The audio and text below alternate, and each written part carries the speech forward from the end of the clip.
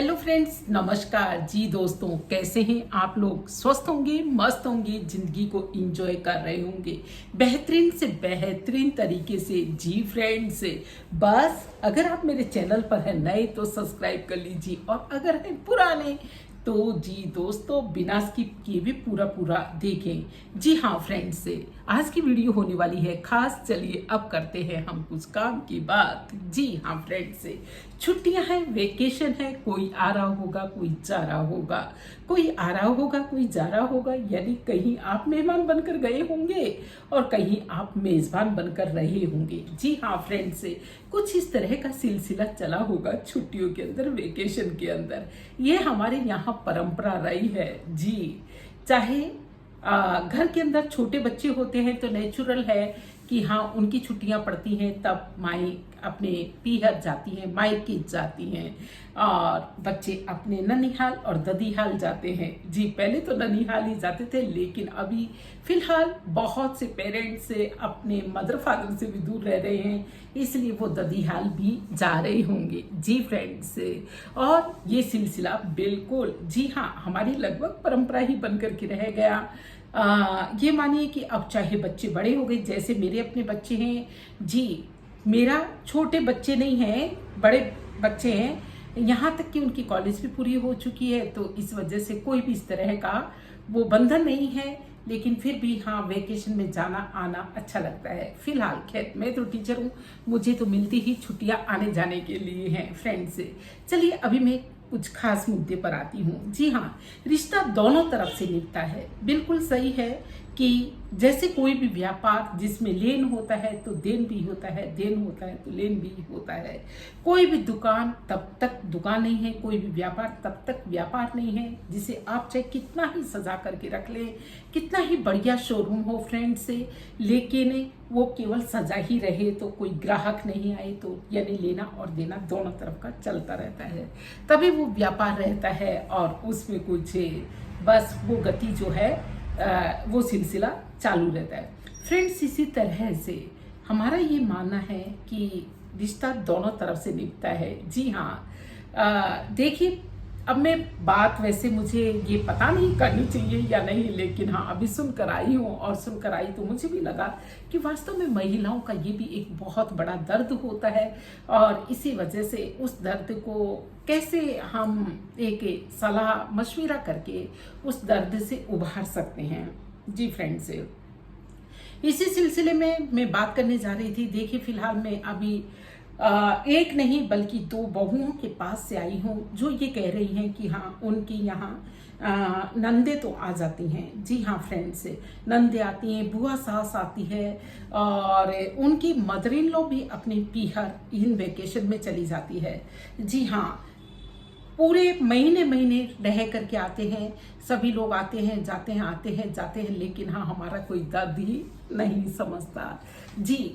और ये सिलसिला लगभग है, उन्होंने बताया कि हाँ जैसे वेकेशन होती है उससे भी एक महीने पहले से ही बस चालू हो जाता है कि भी हाँ तुम कब आओगे, इतना मनुहार होती है कि कब आओगे, हम तुम नहीं आ सको तो हम तुम्हारा रिजर्वेशन करा दें, आदि आदि। नेचुरल है, ये कोई बहुत बड़ी बात नहीं है फ्रेंड्स से। हर एक माता पिता का मन होता है अपने बच्चों से, अपनी बच्चियों से मिलने के लिए। जी हाँ मन होता है। हम भी जब कम उम्र में हुआ करते थे तो हमारे भी पेरेंट्स हमें बुलाते थे, और अभी भी बुलाते हैं, और लेकिन हाँ अब जैसे जैसे आयु बढ़ती जाती है, ये मानिए कि कुछ जिम्मेदारियां बढ़ती हैं, और इसी वजह से थोड़ा सा चाहिए अब लिमिट में आना जाना हो, लेकिन बाकी नहीं तो हम भी हर छुट्टियों का इंतजार किया करते थे और हर छुट्टी में चले जाया करते थे। जी हाँ, क्योंकि बेटियां थी ना, और बेटियों को हर पेरेंट्स जो है बुलाना चाहता है जी, और बुलाना भी चाहिए, बिल्कुल बुलाना भी चाहिए, क्योंकि नेचुरल है बेटे तो उन्हीं के पास में रह रहे हैं या किसी बिजनेस की वजह से विशेष बाहर गए हैं, वो उस घर पर अपना पूरा पूरा आज भी विवाह के बाद भी, चाहे वो 2-3 बच्चों के पेरेंट्स भी हो गए हो, चाहे वो अलग भी रह रहे हो, लेकिन अपनी पैतृक संपत्ति पर नेचुरल है कि वो अपना अधिकार समझते हैं, इस वजह से वो चाहे जब आ सकते हैं। उनको तो मैं ये कहूँ कि बुलाने जैसी भी जरूरत नहीं है, वो बेझिझक होकर के आना भी चाहिए और आ भी सकते हैं, क्योंकि वो समाज की मान्यता के अनुसार वो घर उनका है। जी हाँ, लेकिन बेटियों को तो ऐसा है कि हाँ, लगता है ना एक बार को, जैसे ही संस्कार ही उसका इस तरह से होता है, जैसे ही उसकी शादी होती है बस वो धीरे धीरे करके डिस्टेंस मेंटेन कर लेती है। आत्मिक रूप से नहीं फ्रेंड्स, आत्मिक रूप से कोई भी लड़की अपने पेरेंट्स से कभी भी दूर नहीं हो सकती, लेकिन भौतिक संसाधनों से, आने जाने से या इस तरह से मतलब वो नेचुरल सा हो जाता है कि थोड़ा सा अपने को अलग समझने लगती है और शायद समझ लेती है, तो ये भी उसकी एक समझदारी है ताकि हाँ अब पीछे वाले अपनी जिम्मेदारी को बहुत अच्छी तरह से निभा सकें। लेकिन फ्रेंड्स, उन छुट्टियों में हाँ जी, जब उनके पेरेंट्स उनको बुलाते हैं, भाई भाभी बुलाते हैं, मैं ऐसा नहीं कहती आज नहीं बुलाते, सब भी बुलाते हैं और बुलाना भी चाहिए जी, लेकिन जब बुलाते हैं तो देखिए सब जा रहे हैं, सब आ रहे हैं, लेकिन कौन नहीं जा रही, बहू के ऊपर अभी भी जिम्मेदारियां रहती हैं। देखिए ननंद आती है तो बहू को रोक लिया जाता है ये कह करके कि भाई अभी बच्चे वगैरह आएंगे, अभी ननंद आएगी, और वो भी अगर समझदार होगी तो फ्रेंड्स वैसे ही रुक जाएगी, वैसे ही समझदार होगी तो वो वैसे मान लेगी कि भाई हाँ उसे रुक करके थोड़े दिन सेवा करके जाना चाहिए। लेकिन मान लीजिए वो 1 महीने तक रुकी या 2-3 है जिनका आना जाना जारी रहा, तो वो बेचारी कब जाएगी। फिर सास है, मान लीजिए सास भी अपने पीहर चली गई तो वो बेचारी कब जाएगी। जी हाँ फ्रेंड्स, तो ये छोटी छोटी सी बातें हैं कि जो कही नहीं जाती लेकिन महसूस की जाती है, और एक महिला के दर्द को इस तरह से बिल्कुल समझ सकती है। फ्रेंड्स, हमने भी गुजारे हैं वो दिन और इसीलिए मैं बस आज इस बात को कह पाई। वैसे मुझ पर किसी भी प्रकार का कोई भी बंधन नहीं था, प्रभु की कृपा से मेरे अपने दोनों ही पक्ष बहुत अच्छे रहे हैं, ये मेरा अपना भाग्य है। लेकिन फिर भी हाँ, आसपास के समाज में हम देखते हैं कि देखिए बेटियों को बुला लिया जाता है, बार बार में उनसे आग्रह भी किया जाता है, लेकिन बहू के लिए उनको कभी भी नहीं भी आगे होकर के कहा जाता। और यहाँ तक कि बहुत बार तो ये देखने में आता है फ्रेंड्स कि अगर उनके पेरेंट्स कोई बीमार हो या कोई घर पर ज़रूरी काम हो तब भी उन्हें नहीं जाने दिया जाता।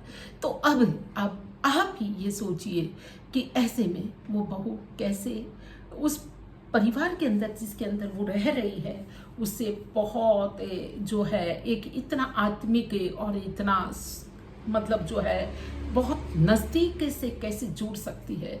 जी, कारण ये है कि मनों का जुड़ना बहुत मायने रखता है, दिलों का जुड़ना बहुत मायने रखता है। केवल एक परिवार में रह लेना ही रिश्तों को निभाने जैसा नहीं होता। जी, और ये तभी संभव है फ्रेंड्स जब हम एक दूसरे की भावनाओं को समझे, एक दूसरे के विचारों को समझे, एक दूसरे की आवश्यकताओं को समझे।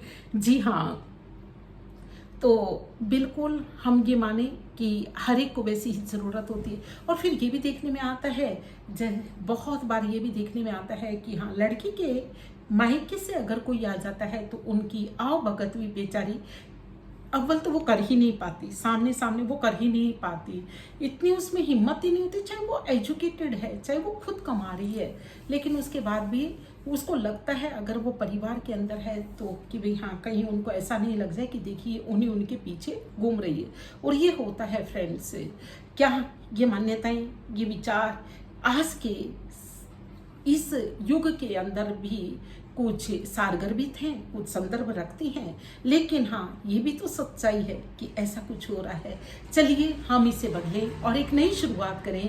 जिस तरह से हम अपने मायके जाते हैं, जिस तरह से हम अपनी छुट्टियां बिता करके आते हैं, उसी तरह से फ्रेंड्स से बस अपने घर से अपनी बहू को भी उसी तरह से अवकाश दें, छुट्टियां दें और उसकी भी तैयारी इसी प्रकार से करें ताकि वो भी धूमधाम के साथ कहीं बाहर जा कर के रह सके, खुल सके और अपने मायके के ये खुशबूदार समय जी जहाँ वो उसने बचपन बिताया था उसको वापस से याद कर सके, अपनी सखी सहेलियों से मिल सके। जी फ्रेंड्स, तो अब आप बताइए कि आप कौन से एरिया से रहने वाले हैं और कब कहाँ जा रहे हैं। जी फ्रेंड्स, चलिए अब दीजिए इजाज़त। मुझे वीडियो कैसी लगी, विचार साझा करना कैसा लगा, अच्छा लगा हो तो कमेंट करना बिल्कुल मत भूलिए। और साथ ही हाँ फ्रेंड्स, हम बातों के लिए बात नहीं करते, समाज में कुछ बदलाव के लिए बात करते हैं और एक नई शुरुआत करें। जी हाँ, बहू को भी बेटी की तरह है। बस जब जब उसे आवश्यकता हो, उसकी आवश्यकता को समझ करके जी हाँ, उसे उसके मायके भेजने की तैयारी कीजिए। चलिए फिलहाल दीजिए इजाज़त। जय हिंद, जय भारत। फिर मिलते एक नई वीडियो में नया कुछ सोचते हुए, नया कुछ विचार लाते हुए। जय हिंद, जय भारत, वंदे मातरम।